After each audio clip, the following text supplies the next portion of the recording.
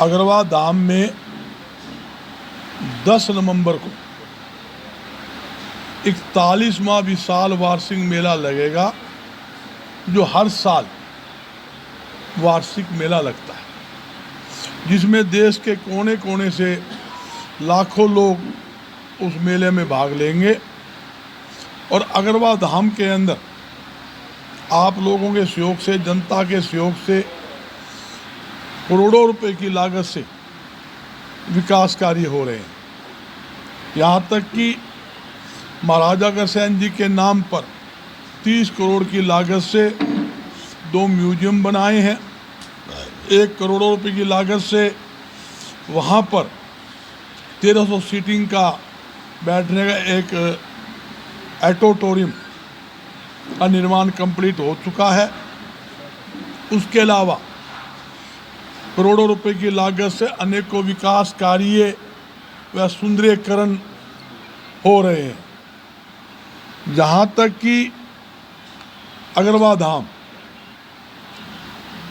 धाम के साथ लगता जो महाराजा अग्रसेन जी का महल था 125 एकड़ के अंदर, जो टिल्ले के रूप में बदल चुका है, और सरकार ने अनेकों बार अगरवा धाम टिल्ले की खुदाई की घोषणा कर चुके हैं। और यहाँ तक कि खुदाई का काम शुरू करने के लिए उसका शुभारंभ भी 8 महीने पहले किया था, मगर अभी तक वहाँ पर किसी प्रकार की खुदाई के लिए एक ईंट भी नहीं उखाड़ी गई, ना कोई काम हुआ, जिसके कारण देश के वैश्य समाज में बड़ी भारी नाराजगी है। यहाँ तक कि जो पिछला वार्षिक बजट 2022-23 का था, उसके अंदर अगरवा को Hisar Agroha Sirsa 93 kilometre railway line बिछाने का केंद्रीय वार्षिक बजट में प्रस्ताव पास हो चुका है, मगर बड़े अफसोस से कहना पड़ता आज तक रेलवे लाइन का कोई काम शुरू नहीं हुआ। मेरी सरकार से यही अपील है, सरकार अपने वायदे के अनुसार तुरंत प्रभाव से टिल्ले की खुदाई का काम शुरू करे, अगरवा की लैंड बिछाने का काम करे। जबकि अगरवा धाम के वार्षिक मेले के अंदर अमित शाह भी आया, अनेकों केंद्रीय मंत्री भी आए, अनेकों मुख्यमंत्री आए, और भारतीय जनता पार्टी के सरकार के अंदर दोनों घोषणा ये की हुई है, टिल्ले की खुदाई की और रेलवे लाइन की। तो मेरी सरकार से यही अपील है, आप अपने वायदे के अनुसार तुरंत प्रभाव से इन काम को शुरू करें। सबसे बड़ी दिक्कत क्या है, देश के कोने कोने से हजारों लोग अगरवा धाम में दर्शन के लिए आते हैं, और लगभग 3000 मरीजों की daily OPD Maharaja Agrasen medical college के अंदर है।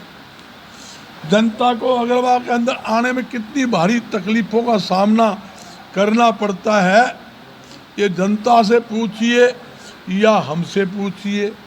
तो ये ज़रूरी है। जबकि सरकार ने एक घोषणा और की थी, मनोहर लाल जी खट्टर जब 2014 में मुख्यमंत्री बने थे, उस टाइम अनेकों बार हमारी मीटिंग हुई। उस मीटिंग में ये फैसला भी लिया गया था अगरवा में टेक्सटाइल हब बनाएंगे, जिसका जो कोटन के हमारे जो प्रधान हैं सुशील मित्तल भी मौजूद थे मीटिंग में, और डॉक्टर सुभाष चंद्रा भी मौजूद थे। और ये भी बात हुई थी अगरवा के अंदर इंडस्ट्री जोन बनाएंगे। मेरी सरकार से अपील है, आप अगरवा में इंडस्ट्री जोन लागू करें, इंडस्ट्री जोन बनाए, टेक्सटाइल हब बनाए। और मैं दावे के साथ कहता हूँ, अगरवा धाम के साथ जुड़े हुए हमारे जो हजारों उद्योगपति वैश्य समाज के हैं, वहाँ अरबों रुपए का पूंजी निवेश करने के लिए तैयार है। जब आप जोन बनाओगे, इंडस्ट्री जोन, टेक्सटाइल हब बनाएंगे, अरबों रुपया पूंजी निवेश करवाने की जिम्मेदारी हमारी, उसकी गारंटी हमारी। और एक बात तो कहता हूँ, तो इंडस्ट्री जोन बनेगा और नए नए उद्योग लगेंगे, लाखों लोगों को वहाँ पर रोजगार मिलेगा, बेरोजगारी खत्म होगी और सरकार को ज़्यादा से ज़्यादा टैक्स मिलेगा। अग्रवाल धाम के साथ पूरे देश की जनता की आस्था जुड़ी हुई है। अग्रवाल धाम सबका धाम है। तो मैं यही कहना चाहता हूँ, अग्रवाल धाम बड़ा भारी तीर्थ स्थान है।